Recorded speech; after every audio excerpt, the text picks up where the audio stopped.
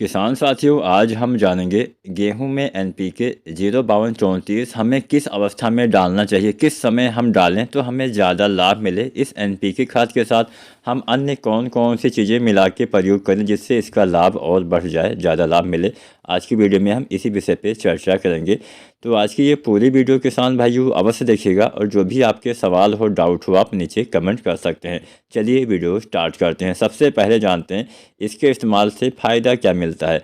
NPK जो होता है 05234 एक घुलनशील उर्वरक होता है। इसका हम स्प्रे करते हैं, पत्ते के ऊपर छिड़काव करते हैं। इसके इस्तेमाल से फ़ायदा क्या मिलता है, सबसे पहले जानते हैं क्या क्या इसमें होता है। तो इसमें नाइट्रोजन नहीं होता है, इसमें फास्फोरस 52% और 34% पोटेशियम पाया जाता है। अब इस समय जब हम इसका इस्तेमाल करते हैं तो बालियाँ आने से पहले करते हैं, तो इस समय अगर आप इस्तेमाल करते हैं तो आपके पौधे में जो 52% इसमें फास्फोरस होता है, ये फास्फोरस आपके पौधे में ट्रांसपोर्ट का काम करेगा। मतलब जड़ों से जो भोजन बनेगा उसको सीधा सीधा आपकी बालियों तक भेजने का काम करेगा, जिससे आपकी बालियों का निर्माण सही ढंग से हो पाएगा। इसमें 34% पोटेशियम भी पाया जाता है। पोटेशियम काम क्या करेगा, पोटेशियम आपके पौधे में फल फूल दाने के विकास में काफ़ी मदद करता है, दाने के भराव में काफ़ी मदद करता है। इसके साथ साथ तने को भी मजबूत करता है। तो 05234 डालेंगे तो तने मजबूत होंगे, बालियाँ अच्छी और स्वस्थ निकलेंगी, बालियों की हाइट बढ़ेगी, लंबाई बढ़ेगी, दानों की संख्या भी बढ़ सकती है। तो इसका इस्तेमाल बालियाँ निकलने से पहले वाली अवस्था में करना है। इस अवस्था को हम गबोट अवस्था, गोब की अवस्था या फिर गर्भावस्था भी बोलते हैं। इस अवस्था में अगर आप डालते हैं गेहूँ में तो आपके पौधे को सबसे ज़्यादा लाभ मिलता है। अब ऐसा भी नहीं कि हाँ बालियाँ निकलना चालू हो गई तब आप इसका इस्तेमाल करेंगे तो उतना अच्छे से लाभ नहीं मिलेगा, ये तो आपको पता ही होगा। तो यहाँ पे हमने एनपीके के बारे में तो जान लिया। अब हम जानते हैं इसके साथ क्या हम डालें जिससे इसका लाभ बढ़ जाए। तो इसके साथ दूसरा चीज़ आपको डालना है चिलेटेड जिंक।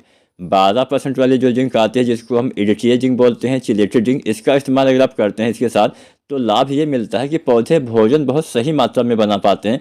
पौधे में प्रकाश संश्लेषण बहुत अच्छे से होता है, जिससे फसल में अच्छे से आपके दाने का निर्माण और तेज़ी से होता है। तो यहाँ पे केवल आपको 12% वाले जिंक का इस्तेमाल करना है। यहाँ पे आप 33% वाली या फिर 21% वाले जिंक सल्फेट नहीं डाल सकते हैं, केवल आप चिलेटेड जिंक ही डाल सकते हैं जो 12% में आती है। तो आपको इसकी मात्रा के बारे में बता दें तो 120 ग्राम मात्रा आपको लेनी है। साथ में 1 से 1.5 किलो आपको एनपीके 05234 लेना है। बस ध्यान यही रखना है कि आपको जिंक और एनपीके दोनों अलग अलग जगह पे घोलना है, इकट्ठा नहीं घोलना है, अलग अलग बर्तनों में आपको घोलना है। उसके बाद एक साथ इसका प्रयोग करेंगे तो आपको अच्छा बेहतर लाभ मिलेगा। तो ये तो दूसरा चीज़ आपने डाला जिंक। इसके साथ एक तीसरा चीज़ भी आपको मिलाना है, इससे इसका लाभ और बढ़ जाएगा और ज़्यादा किसान साथियों ये काम कर पाएगा। तो जानते हैं वो चीज़ कौन सी है। आपको इस्तेमाल करना है बोरोन। जो बोरोन आता है 20% वाला, 100 ग्राम से 125 ग्राम मात्रा इस्तेमाल करेंगे तो अच्छा लाभ मिलेगा। बोरोन के इस्तेमाल से परागण अच्छे से होता है। जब फसल में परागण अच्छे से होगा तो आपके दाने का निर्माण अच्छे से होता है, आपके सभी दाने के अंदर गेहूँ आएगा और गेहूँ का वजन भी, साइज भी अच्छा आएगा। अब कई बार ऐसा होता है कि सही से परागण ना होने की वजह से हमारे या तो दाने ही नहीं बन पाते हैं, दाने बनते हैं तो पतले कमज़ोर रह जाते हैं, जिससे उसका विकास सही से नहीं हो पाता है। तो जो बोरोन होता है एक तो पराग नली का निर्माण करवाता है, जिससे मेल फीमेल फ्लावर्स का मिलाप बहुत अच्छे से होता है। इसके साथ साथ पौधे में जो जड़ों के द्वारा जो भी अवशोषित किया जाता है उसको पौधे के सभी भागों तक पहुँचाने का काम भी बोरोन का ही होता है। तो यहाँ पर हमने 3 चीज़ें आपको बताई। एनपीके 05234 1 से 1.5 किलो, चिलेटेड 12% वाले जो EDTA जिंक आती है आपको इस्तेमाल करना है 120 ग्राम, तीसरा लेना है बोरोन 100 से 125 ग्राम। ये 3 चीज़ें आपको अलग अलग बर्तनों में घोलना है। इकट्ठा घोलेंगे रिएक्शन हो जाएगा, कुछ भी काम सही से नहीं करेगा। आपको सभी को अलग अलग बर्तन में घोलना है। उसके बाद टंकी में एक साथ मिला के आप प्रयोग कर सकते हैं। मतलब इसको आपस में मिलाया जा सकता है, लेकिन बहुत लंबे समय तक आप मिला के रख नहीं सकते हैं, इसलिए आपको अलग अलग घोलने के बाद एक साथ इस्तेमाल करने की सिफारिश की जाती है, जिससे आपको अच्छा लाभ मिले, आपका पैसा बर्बाद ना हो।